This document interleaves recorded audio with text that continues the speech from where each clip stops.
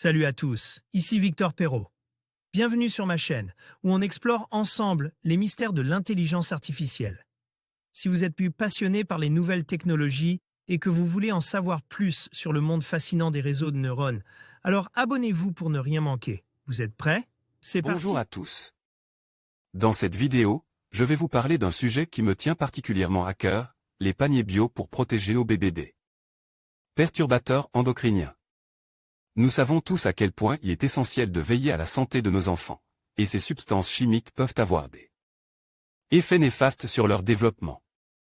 Je vais vous expliquer ce que sont ces perturbateurs, pourquoi il est crucial de les éviter, et comment les paniers bio peuvent offrir une solution efficace.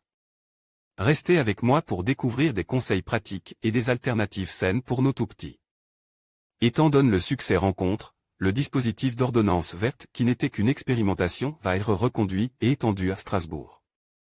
Il a permis en effet depuis novembre 2022 à plus de 800 femmes enceintes volontaires d'être sensibilisées aux perturbateurs endocriniens. Perturbateurs endocriniens pendant la durée de leur grossesse. Elles ont pu ainsi bénéficier d'un panier gratuit de fruits et légumes bio chaque semaine pendant 7 mois, et d'ateliers sur l'alimentation. Comme sur les cosmétiques, les jouets ou encore les produits ménagers. Une période de plus grande vulnérabilité. L'objectif de ce dispositif est que les femmes enceintes comprennent mieux et se protègent des perturbateurs endocriniens, au moment où elles comme leurs bébés sont plus vulnérables. En effet, selon l'Agence nationale de sécurité sanitaire de l'alimentation, de l'environnement et du travail, ANSE, certaines périodes de la vie appelées fenêtre d'exposition, présentent une sensibilité accrue à certaines de ces substances, notamment celle du développement fœto-embryonnaire ou de la petite enfance. L'initiative des ordonnances vertes a permis à plus de 800 Strasbourgeoises enceintes de recevoir une information sur les perturbateurs endocriniens. Elles ont également bénéficié d'un panier gratuit de fruits et légumes bio chaque semaine durant 7 mois. Anatolie Tipliachin, Adobe Stock transformait sa façon de consommer. 11 000 paniers ont été distribués, plus de 80 ateliers organisent dans tous les quartiers de la ville et, au-delà des futures mamans.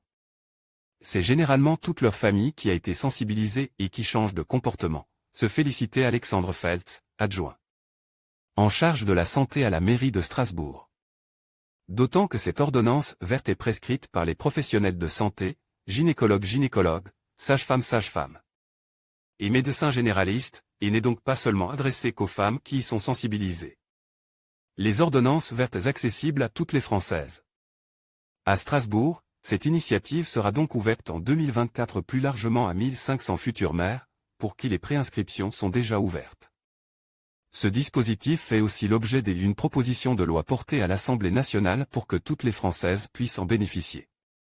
S'il existe des éléments intéressants dans la deuxième stratégie nationale sur les perturbateurs endocriniens, peu d'actions concrètes sont proposées comme celle des ordonnances vertes, alors qu'elle est facile à mettre en place, transforme la vie des gens et crée de l'emploi, souligne Sandra Regol, députée du Bas-Rhin, vice-présidente du groupe écologiste à l'Assemblée nationale et à l'origine de ce projet de loi.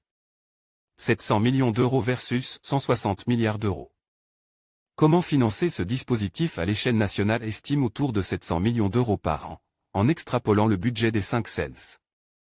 000 euros nécessaires ou 800 Strasbourgeoises aux 723 000 naissances sur le territoire en 2022. C'est vraiment un investissement de santé publique primordial qui n'est pas exorbitant au regard des coûts engendrés par l'exposition aux perturbateurs endocriniens qui atteindraient près de 160 milliards d'euros au niveau européen, précise Sandra Regol. En conclusion, opter pour des paniers bio est une démarche essentielle pour protéger nos bébés des perturbateurs endocriniens. En choisissant des produits naturels et sans substances nocives, nous contribuons à leur santé et à leur bien-être.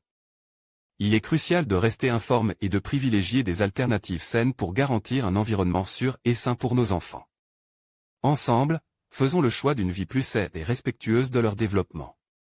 Merci de votre attention et à bientôt pour d'autres conseils sur la santé des plus petits.